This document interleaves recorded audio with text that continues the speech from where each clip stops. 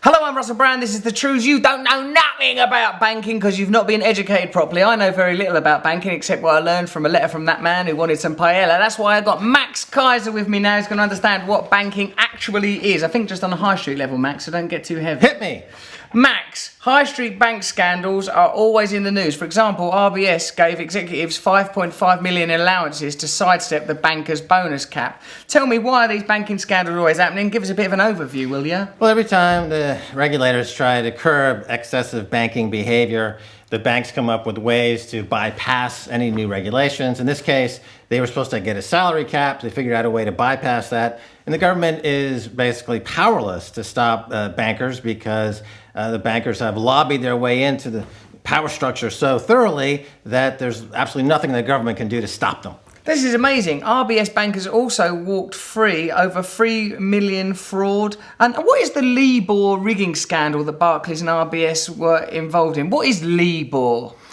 Well, there's two questions there. The first one is they made off with a lot of money, and they just got a slap on the wrist. So there's a two-tier justice system. If you steal money and you're a banker, you get a slap on the wrist. If you go down to the corner shop and you steal 50p, you go sent to jail. So that's one of the reasons why there's a huge uproar about these bankers, because there's no justice apparently for their crimes. Now, LIBOR or LIBOR, as they say in this country, is another one of these manipulation scandals like the Forex manipulation scandal or any number of other scandals. And LIBOR or LIBOR is a reference rate used, interbank reference rate interest rates, and they set this rate on a daily basis to help set what the interest rate should be on a number of products.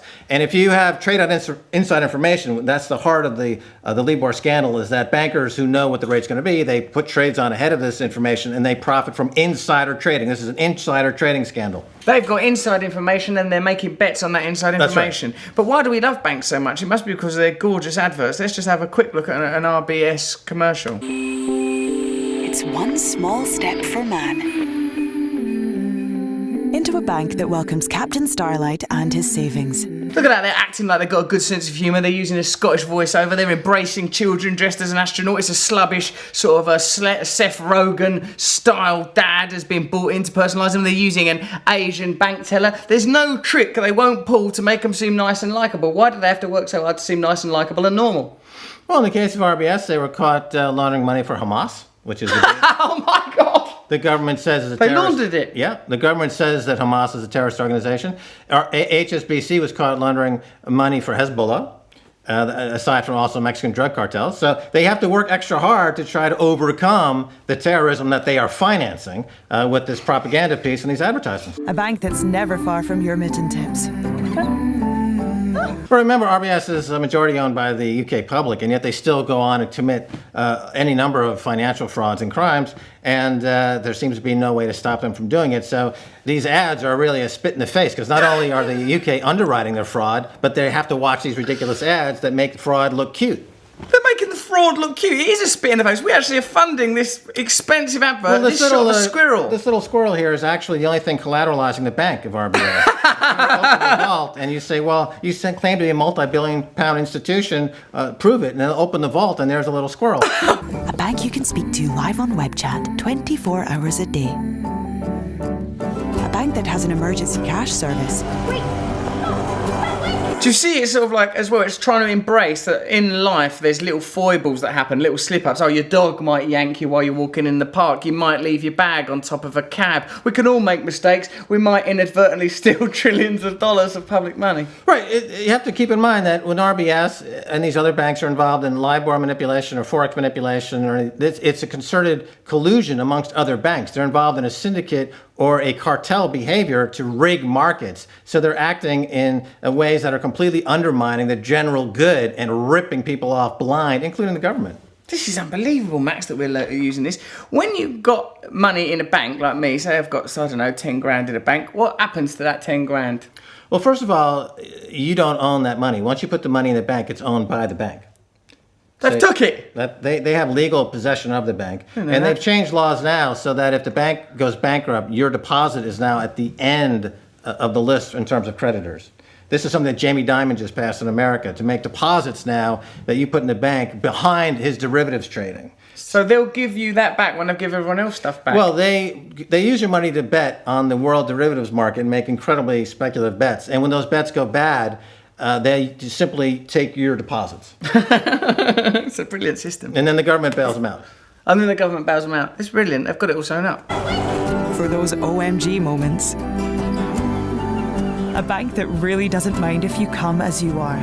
They fucking will mind when I turn up, they wouldn't let me in. They went mental. I only popped in and asked a few questions, like where'd that 46 billion of British public taxpayers' money go? How come you give yourself 4 billion worth of bonuses since that collapse? What's going on in there, Max? Well, the phrase too big to fail should never be applied to a bank, because what happens is they hold the government hostage and they are able to commit these frauds and crimes. And anytime the government tries to stop them, they say, we're going to collapse the system if you come after us. If you try to impose any kind of regulations on us, we will collapse the system.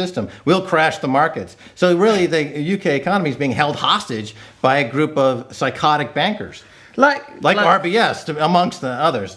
So, like, is it like a child at a party saying, if you don't give me more cake, I'll shit myself and ruin the party? They're like that.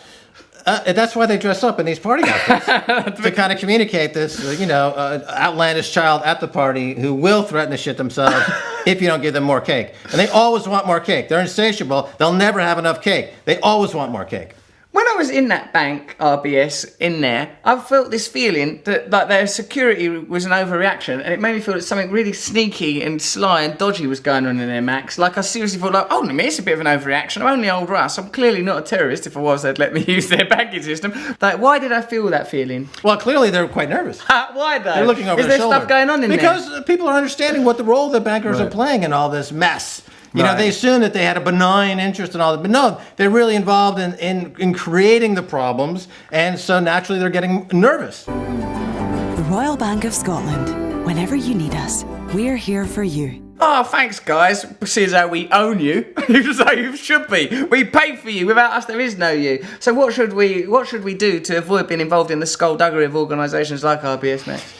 I return to my theme of cryptocurrencies, which are it's an invention in money that it's remarkable, and it gives us a chance to free ourselves from these scoundrels. That's what I think. Learn more about cryptocurrencies like Bitcoin and Max. You've got your own one, have you? Startcoin. Max has invented some new money. Woohoo! Money is just consensus. Money is just a story. Money is just a belief. I promise to pay the bearer. We can step inside that belief system or outside of it whenever we want to. That is some true news. News you can trust. Absolutely. Subscribe here. Dun, dun, dun, dun, dun, dun, dun, dun, dun, dun, dun, dun, dun, dun, dun. Now I've got to listen to that again.